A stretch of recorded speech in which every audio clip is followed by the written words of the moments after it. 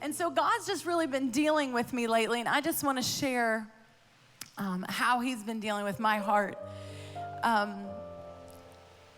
If you go through I'm going to give you a challenge this week. This will be your Bible study challenge. I was a teacher, so I give you homework.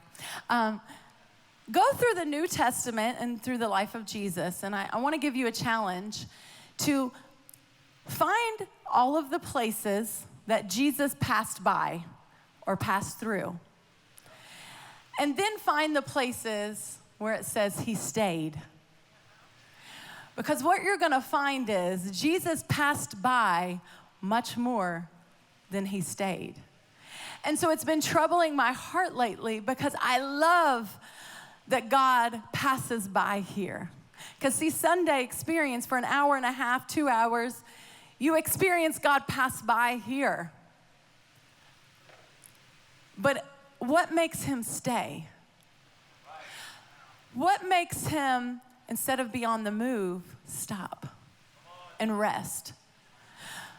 Because if we can get his presence to stay and to rest in us, because we are the church, and we can get his presence to rest in us, we live in a state of the miraculous. And that's what this world needs to see today. This world is tired of things that don't change them and set them free and just going religion and going through motions. And they want to see real people of God with real power on their life every day, being the church and walking in that. And God took me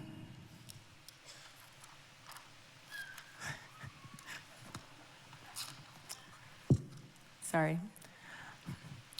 So I have to share this because I'm just a real person. So what had happened was, my husband, who's awesome, and oh my goodness, thank you all that came up to Dominion Camp meeting yesterday. Wow, that's all I can say. Wow, I can't even explain it, so you'll have to watch it. It'll be on sometime, I'm sure. But wow, thank you though. And you don't know what it means to have your support, our family. You're our family, so thank you. But God does something awesome there. But he told me, he said, I want you to share what's on your heart today. And I'm like, okay. He said, but you're gonna need to take an iPad because it's windy up there. And if he knows I like paper. Anybody else still like paper? Oh, I'm not alone. Thank you. He's like, it'll blow off. And I'm like, oh, it's good, I'm good. And so then it did blow off. See, babe, you were right. And the first service, so I asked them to tape it, but they just taped the wrong side, but it's okay. So I just had to flip it over, so now I can read. You were good. Or I could have gone like that. I'm just giving them a hard time. They're awesome. They help me. Okay, anyways. So, on my journey to figure out how we get the presence of God to stay and to host his presence, I just want to share with you where God has taken me. And the first story I was reading about is in the Old Testament, there was no Jesus yet, right? And so the glory of God in the tabernacle dwelled in something that they called the Ark of the Covenant. And it was in the Holy of Holies, and that hosted his presence. And the ark at one time was put in a family name with the Obed-Edom was his name, lovely name. And David asked him, here, put the ark in his house because it was killing people. Presence of God isn't always friendly. No, I'm kidding. But God's presence is there. So Obed-Edom hosts the Ark of the Covenant. And the Bible says in 2 Samuel that the Ark of the Lord, which represented his glory, his presence, remained in his house for only 3 months. But everything that Obed-Edom touched and everything in his entire household was blessed. 3 months he got the presence to stay and everything was blessed. Why do we need his presence to stay and not visit us? I don't know about you, but I want my kids blessed. I want my job blessed. I want my pets blessed. I don't have pets, but I want everything in my house to have the blessing of God. See, when you have the blessing of God that's resting in your home, strife can't dwell there, addiction can't dwell there, bitterness, unforgiveness can't dwell there. So I need that. I need that. And so in the Old Testament, God would speak through a man, and it would be a prophet, what we would call a prophet. And that's how God's presence, that's how God would speak. And there is a story in your Bible about a prophet like this. His name is Elisha. It's 2 Kings 4, 8 through 37. I'm just going to read you a little bit about this story and just share with you how God was speaking to me through it. It says, one day Elisha went to the town of Shunem. A wealthy woman lived there, and she urged him to come to her home for a meal. After that, whenever he passed by, he would just stop there for something to eat. She said to her husband, I am sure that this man who stops in from time to time is a holy man of God. Let's build a small room for him on the roof and furnish it with a bed, a table, a chair, and a lamp. Then he will have a place to stay whenever he comes by. So one day Elisha returned to Shunem, and he went up to the upper room to rest. He said to his servant, tell the woman from Shunem, I want to talk to her. When she appeared, Elisha said, tell her we appreciate the kind concern you have shown us. What can we do for you? And she says, I'm good. My family's taking care of me. Thank you, though. I'm good. Elisha asks again, what can we do for her? And his servant tells him, well, she doesn't have a son, and her husband is an old man. You can only call a man old. You can never say old to a woman, all right? Just a little tip, even in the Bible. Doesn't mind. Call her back again, Elisha told him. So when the woman returned, Elisha said to her as she stood in the doorway, next year at this time, you will be holding a son in your arms. And she says, oh no, my Lord, man of God, don't deceive me and get my hopes up like that. I feel like God's about to get some people's hopes up. I do. I really feel like God is just about to blow our minds. I was over 2 Sundays ago, and the youth and people, God was just moving after the service, and I was laying right back there, and God said, I'm going to blow your mind.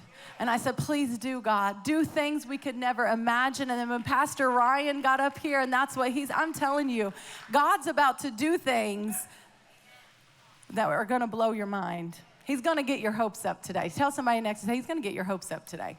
He is. I feel faith stirring. But sure enough, the woman soon became pregnant, and at that time, the following year, she had a son. One day when her child was older, he went out to help his father who was working. Suddenly cried out, my head hurts, my head hurts. His father said to one of the servants, take him to his mother. Dads, take him to mom, right? We fix it.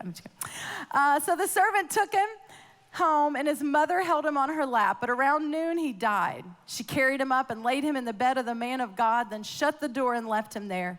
She sent out a message to her husband, send one of the servants with a donkey so that I can hurry to the man of God. Her husband says, why do you need to go today? It's not the right time. All she says is, it's going to be all right. Can you tell somebody it's going to be all right? So she saddled the donkey. She gallops to the man of God, and she tells him, don't slow down. We're on an assignment. She gets to the man of God, and the man of God tries to send a servant and says, go help her. And she says, nope, I'm not going anywhere until the man of God comes with me. I'm not satisfied with an in-between here. I need God, and he's coming with me, and we're not leaving until he does. Takes him back to the house, and the end of the story, the son lives. And so I want to speak to you, a couple groups of people today. The first thing is this woman noticed that the prophet was coming by her way. She could sense that the presence of God was coming. She wasn't satisfied just knowing the presence of God was coming by, but she went and begged him or urged him and said, no, come to my house. Don't just pass me by at church. Don't just pass me by while I'm sitting here. Don't just come by once a week. Come home with me. And she doesn't just say, come home with me. but she puts action behind her hunger. She's hungry for God. She's hungry for the presence of God, but she doesn't just say that. She does something about it. Because hunger, real hunger, will always require a result in action. Don't tell me you're hungry for God and do nothing about it. You're not really that hungry. You see, today when I go home, I can go look in my refrigerator and I can stand there. Have you ever just stand and stared at your refrigerator and just kind of look like, or your kids like, look at this full refrigerator, Mom, we have nothing to eat, you know? I could stand, amen. It's summer, so amen to all the parents feeding your kids all day. I can stand and stare at my refrigerator for an hour and be like, man, I'm hungry. I'm hungry. I'm hungry. I'm hungry. Nothing's gonna happen. When will something happen? When I put action behind my hunger. When I get all the ingredients out, put a little work into it, get in the skillet or whatever you cook with, crock pot, and make something. See, this lady was not satisfied with God passing by, so she had to do something to get him into her home. I'm afraid that as a church sometimes we become satisfied with God passing by because we don't want to do anything to get his presence in our home. We don't want to serve him anything. We want him to serve us. We have become, anybody use DoorDash? My baby, that's me and Sage. Yeah, see? If not, you discovered a new way for dinner, DoorDash. DoorDash, you can put in your little order from all these different restaurants, rain, shine, snow, sleet, and boom, it shows up at your house. Just like that. You don't have to do anything really, but just call. I'm afraid that like the DoorDash syndrome has hit the church today because we want to just dial up a phone number and just walk right in here and get, the presence of God just come, and we don't want to do anything and serve and work and put in some action behind our hunger. So I have to say, are you really hungry if you're not doing anything for him? See, Elisha came to her home because she had something prepared for him. He didn't just come visit, knocking on her door and saying, here, what can I do for you? He didn't ask that until a long time into the story. So I want to ask you, when you come to church on Sunday, through the week, are you coming and saying, God, serve me? Because aren't we supposed to serve God?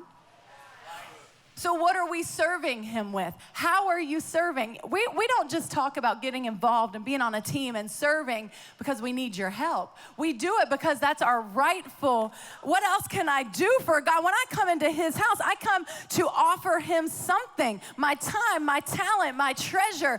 I can't get his presence without giving him something. So she gets him to dinner, she serves him, and she's enjoying that. And she just becomes not satisfied. Do I have anybody that's like, I'm glad I got you here, God, but it's not enough? Anybody feel like you want more? You want more? You want more of God? You want more of his presence? Like, God, I'm glad we get to have this conversation and we're having dinner conversation, but there has to be more. And so it started with a hunger. She put some action behind it. She has him in her home, but she says, that's not good enough. So after a few visits, she says to her husband, you know what? Let's build him a room. Let's build a room so he can actually stay here instead of just visit us. She wants more. And what I have, this is a big revelation. I don't know if you're ready for it. But what I've discovered is when you say you want more, is that more requires more. Right? Write it down. No.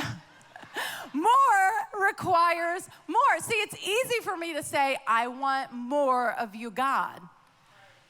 But if I want more of God, I have to give him more. I have to do more. I have to commit in a different level. So I can't just say I want more. Then if I want more, I'm going to have to do more. More requires more. You see, there's one. It's okay. It's weird. Let it go. Let it go. All right. One level of relationship brought God's presence to dinner. Okay? If you come to my home for dinner, we have a relationship. You don't just invite anybody over for dinner, right? Hopefully not. That's not safe. But you invite somebody to dinner, you're allowing them into your life in a certain way. But what I've learned is when I invite someone to dinner, like we have cleaning day, we clean everything, the house is spotless, we light candles, the kids, you come to dinner, my kids are gonna behave, and everything's all shiny and good, because you came to dinner and I was ready for you, right? And that's one level of relationship. Everything's great. I call that the showroom. It's what we want. It's what everyone brought with you this morning. We look great and we're good and this is what you see. And that's one level of relationship with God. But there's a whole nother level of relationship required to move God from visitation to habitation. You see, because when God visits me, I can appear a certain way, but when I say, hey, God, come on into my home, I'm going to build you a room, there are different things you see. See, when I invited you to dinner, what you didn't see was where the closet I stuffed all the stuff in, I told my husband the other day, we had some friends and family over for the 4th of July. I'm like, whatever you do, don't let anyone walk through the laundry room, okay? He's like, why would I do that? I'm like, I don't know, but if I don't tell you, we'll end up having dinner in the laundry room, right? Because that's where I put everything that I didn't want you to see. And I feel that that's the struggle sometimes we have, and we want more of God, but we don't want to give him more space to see and to operate. And so this lady says, okay, we're going to build him a room. And did you see where she built the room? She didn't give him a little corner in the basement. She put his room on the roof, on the top, on the first, where he was ahead and above it all. She built a space and a room for him above, on top. First priority, first things, he was first. She didn't hide him in the basement, she put him at the top. So she builds this room. In order to build a room, her house had to get a tad bit messy. Anybody ever renovated a house? Oh, God, love you. I will have a special prayer with you. It is a process. It is a messy process. It is a frustrating process. When you start to renovate something, they automatically tell you, hey, it's probably going to be this much, but actually it's going to cost you much more. And see, some of us don't really want to give God too much of room because we know it's going to cost us much more. We know when renovation starts, when he moves in, he's going to tear some walls down. He's going to come in and say, we got to tear this wall down. He's going to kick doors in. It's going to get messy and dirty and dusty, and it's going to be frustrating. It's not going to be fun sometimes. So we would rather just have dinner. We would rather walk in here on Sunday and be like, oh, I feel good, and then go home, because then we don't have to let him into the places we don't want him to see. But if we want God to dwell with us, if we want him to live and have his glory and presence living in us, we have got to open him up to another level of our life. If you were going to come spend the night at my home, you have a different access to my life than if we had dinner. You see, because you're probably going to accidentally go into the closet I stuffed everything in. When you're staying the night, and you're probably going to see my morning hair all messed up. You're going to hear my kids arguing. You're going to hear, not really, because one of them can't talk, but you're going to hear, all that stuff, right? All the things that you didn't see at dinner come out when you spend the night. I just feel like that's where a lot of us are right now, is we really do want the presence of God. We're just not sure if we want to give him that space. We're just not sure what it's going to look like when he opens up that closet that we don't want anybody to see. We just don't know if we want to deal with the depression all the way. Like, we just want to pray depression gets better, but we don't want to deal with what caused us to be depressed. We don't want to deal with years ago, the people we blamed for our mistakes. We don't want to deal with God looking at us and say, but maybe it was you. We don't want to deal with our health fading, because there are areas that we have addictions that maybe we don't want anyone to know about. And so we just want to pray, God, heal me at dinner. We don't want him opening up the closet that says, well, if you would stop doing this, this, and this, you wouldn't have that problem in the first place.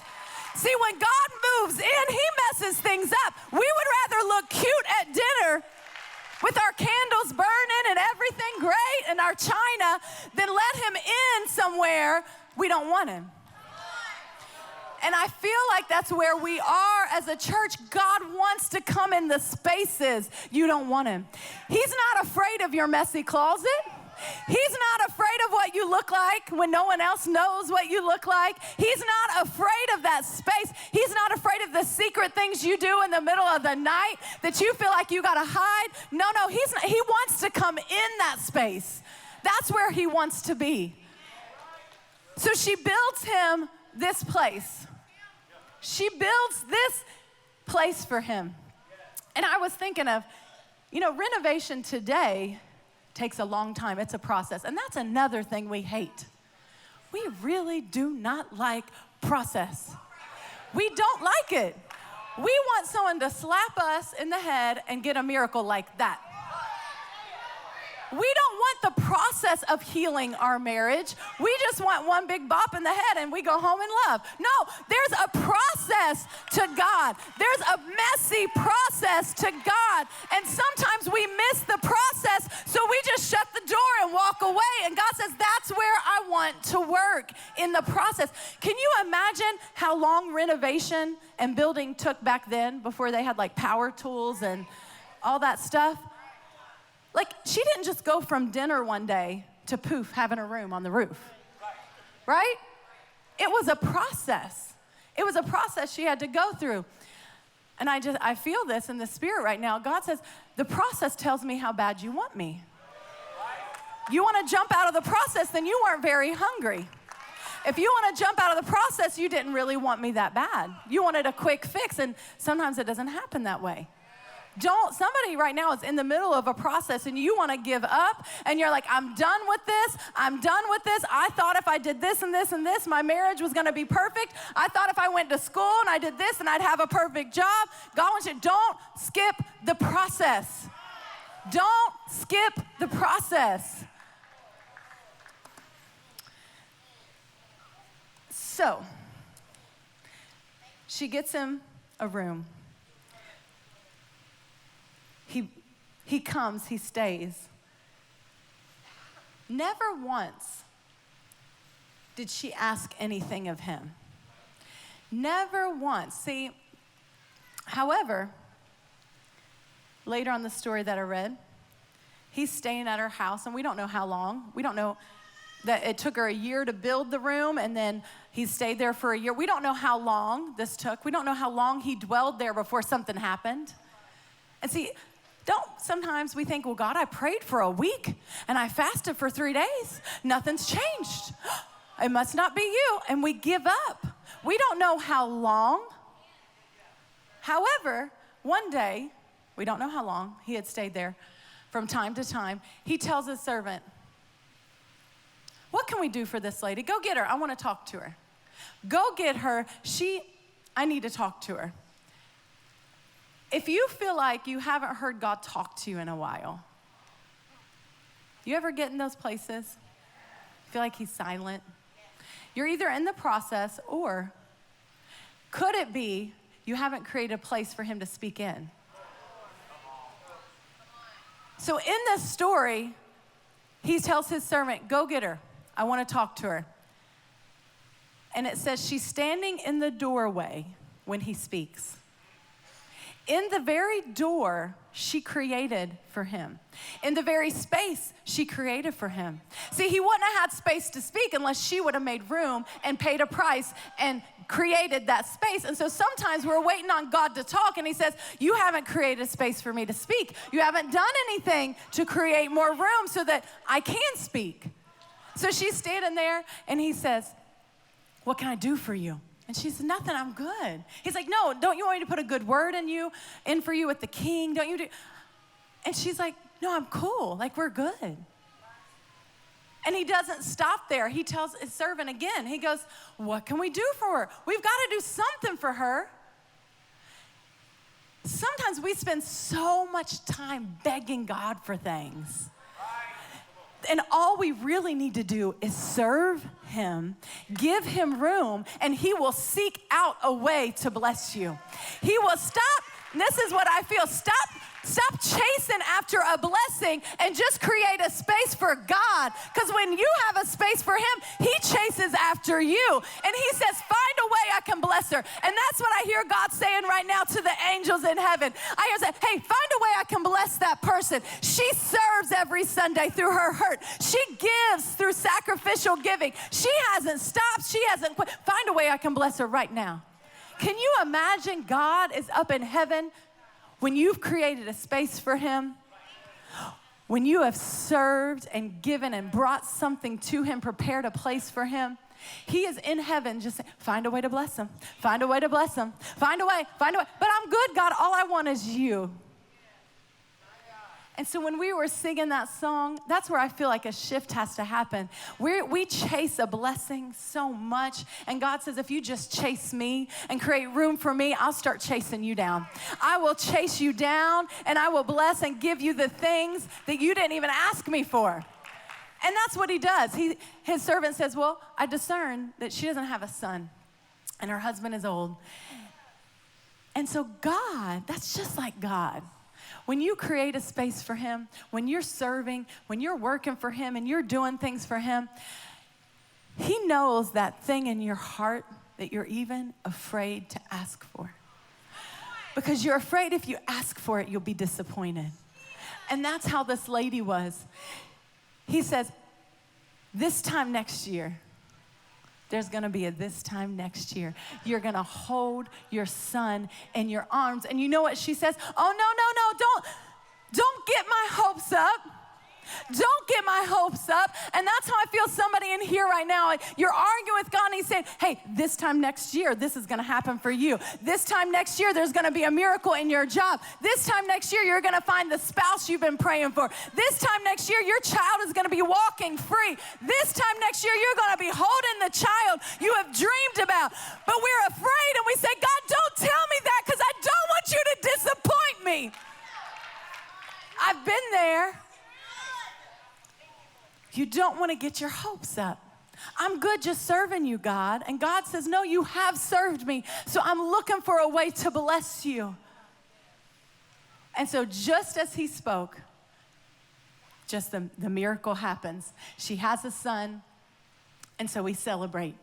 But isn't it interesting? So if I was writing the Bible or a book, I would end it on a good note like that. Like I'd be like, she had her son, she had her miracle, yay, awesome. It doesn't, like, I would have left this next chapter out. It doesn't look good on God. It doesn't look good. Do any of you feel like that? You're kind of in a chapter that you're like, God, this doesn't really look good on you. Like, if we could rewrite this, it could look much better. This testimony would make people shout if we'd stop here. It doesn't make you shout, though, whenever God promises you something, he gives it to you, and then it dies. See, because then we fast forward in the story. She has her son, and she's excited. But then he goes to work with his dad, so he has to be older.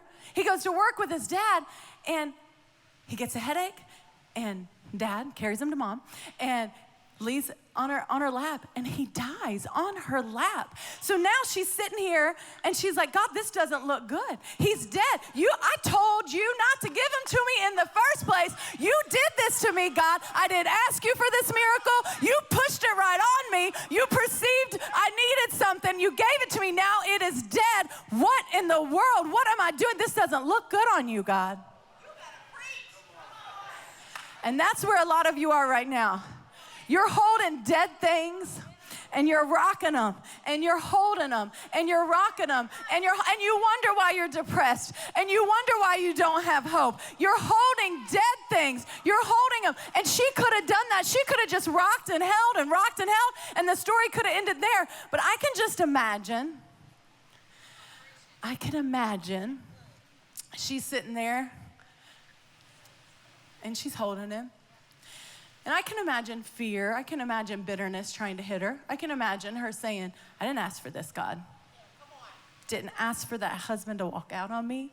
I didn't ask for my kid to be addicted to drugs. I didn't ask for this, God. I didn't ask to be laid off. I didn't ask to be hurt. I didn't ask to be betrayed. I tried to let friends in my life. You told me to have friends, and I tried, and then they betrayed me, and I'm worse than I was in the beginning. I didn't ask for this, God. I just let you in my house, and what have you done to me? You have messed it all up. I was fine. I should have never had dinner. Should have never made a room for you. Now look at me. I'm sitting here holding this dead miracle that I did not ask for. I've been there. But I feel like something started stirring in her, and she started remembering the first time he came to dinner, the first time she sat down at dinner and felt the presence of God, the first time the prophet entered her home. She started something stirring in her. She started remembering the sacrifice. She started remembering the first time he stayed in her home. She started thinking, oh, wait a minute. Oh, and something's just started, and something's stirring in you right now, and God's reminding you, wait a minute. I'm the one who started this thing. I'm the one who spoke this thing. My word, the word of God is what our world is hung on. If I spoke something, it exists, and it is. And something stirred in her, and she said, oh, no. I'm not meant for a dead son. This is not what my life and my promise is. I'm not going to sit here and hold something dead. So you know what she did? Now, I'm just imagining this. This boy was not a baby. He was working, so he was heavy. All right, I got a son right now. He's almost 20 pounds. And after a while, I'm like, ooh, I'm going to put you down, dude. She carries her son upstairs to the roof, to the room that she had prepared for God, to the very door. She walks through the very door where the miracle was spoken in the first place. I can imagine when she steps in that doorway, something hit her, and she said, oh, no. You're not going to die today, baby. You're going to live. And she lays him on that bed, and she tells her husband, go get your servants, get a donkey. And you know what he says to her? Why? Why go? Do you have anybody in your life right now that looks at you and says, it's dead, the marriage is dead, why try? The job is dead, why try? Your kid is gone, just stop trying. Your dreams, just stop. That is a crazy dream. Stop believing that God can actually do it. And her own husband actually looked at her and said, why are you doing this? Let it die. She doesn't, you know what she says? All is well. All is well. All is well. I need you to tell somebody right now, whatever it is, all is well. I don't care what you have to tell me. I know I just sweat and cried carrying this dead, heavy thing upstairs, but I want you to know all is well. Go get me something to ride to the man of God. Go get it for me. And she goes and she pursues him. She gets to the man of God, and he tries to send a servant. Do you ever feel like, you make God nervous sometimes? Like, he tries to just like, you ever feel like when you come in here, the enemy tries to get you to settle with a word that's from God, but it's not God? Does that make sense to you? Like, do you ever feel like the enemy tries to throw in a substitute to speak? And sometimes it's patched like God, like it's the soothers, like, oh, it's okay, honey, just give it to God, it'll be okay, just walk away. But she says, oh, no, I didn't ask for a servant. I need you, God, man of God. I'm not leaving here unless I take you with me. And that's what I feel like somebody needs to just stir up in God. You need to stir up and say, oh, no, God. I feel good. The worship was good. I feel a little better. I've pursued you a little bit. But no. I'm not leaving this house to go back to my house until you come with me and change my dead situation. And so she gets the man of God, and he's like, all right. Can you imagine this woman, how powerful? She won't take no for an answer. She gets God's attention, takes him back. He goes up, prays over the boy, closes the door, prays over the boy, lays over top of him, raises him up, gives him back to his mother. Just like that. In the same room, it all started. In the same room, it all started. So what God was showing me is it all started with a hunger. It all started with her pursuing him to come for dinner. And you know how the miracle ended? With a pursuit. You see, sometimes God allows things to crumble. He doesn't cause them. Sometimes he can allow them to crumble. Sometimes he can allow that thing to die just to see if you'll pursue him again. Because sometimes we can make idols out of our miracles. Sometimes we can make idols out of the job we prayed for, and then we work so much that we can't go to God's house. We can't serve in God's house. Sometimes we can make an idol out of our marriage and put our spouse above God, our kids above God. And so sometimes things have to crumble so that we get our priorities back in order and we pursue him again.